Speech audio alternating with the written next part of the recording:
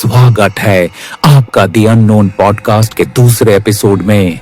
मैं हूं आपका होस्ट और आज हम एक ऐसे राज के पीछे जाने वाले हैं जो 150 साल से एक पुरानी हवेली के एक कमरे में कैद है। एक ऐसा कमरा जो बंद है ताले से और जहां से अब तक कोई भी जिंदा वापस नहीं आया। लोग कहते हैं कि वहां से रात के अंधेरे में चीखें आती हैं और कभी-कभी एक पुरुष और एक औरत दोनों की आवाज एक साथ सुनाई देती है। क्या वहां सच में कोई आत्मा है या बस लोगों का डर?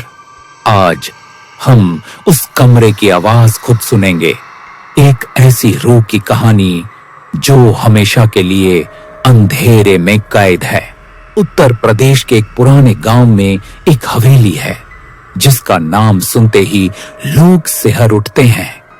हवेली के बीचों बीच एक बड़ा सा हॉल है और उसी के कोने में है एक पुराना लोहे का दरवाजा। खास उस दरवाजे के पास कोई नहीं जाता। गांव वाले उसे कहते हैं बंदी कमरा। दरवाजा मजबूत तालों से जकड़ा हुआ है, ऊपर से काले रंग से रंगा हुआ, जैसे किसी ने जानबूझकर अंदर के राज को हमेशा के लिए बंद कर दिया हो।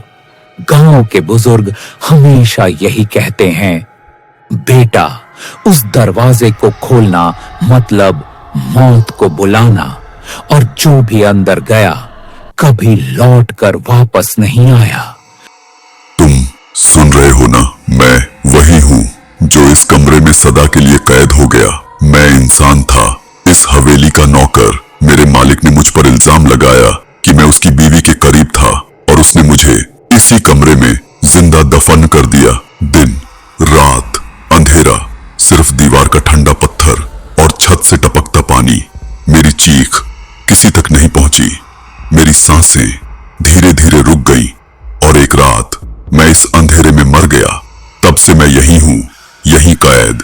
जो भी अंदर आता है मैं उसे अकेला नहीं छोड़ता, उसकी रूह खींच लेता हूं क्योंकि मैं अकेला नहीं रहना चाहता। दोस्तों, आपने जो आवाज सुनी वो किसी इंसान की नहीं थी। वो इस बंदी कमरे के एक नौकर की आत्मा थी जो अपनी अधूरी कहानी सुना रही थी। लेकिन कहानी यहीं खत्म नहीं होती। कुछ साल पहले एक रिसर्च टीम यहां आई थी। उन्होंने EMF रिकॉर्डर, स्प्रिट बॉक्स और इंफ्रारेड कैमरे लगाए। रात के ठीक 2 बजे एक और आवाज रिकॉर्ड हुई। इस बार एक औरत की। वो बार बार दोहरा रही थी, ये मेरा कमरा है, ये मेरा कमरा है। यानी इस कमरे में सिर्फ एक नहीं, 2 आत्माएं कैद हैं, एक नौकर और एक औरत जो इस हवेली की मालकिन थी। और शायद आज तक दोनों एक दूसरे से भी आजाद नहीं हो पाए। वो औरत मेरी मौत की वजह है। उसने मुझे अपने पास बुलाया था और जब मालिक ने हमें देखा तो मुझे इस कमरे में कैद कर दिया। मैं मर गया और उसने भी अपनी जान दे दी। तब से हम दोनों यही हैं, एक दूसरे के साथ, लेकिन कभी आजाद नहीं।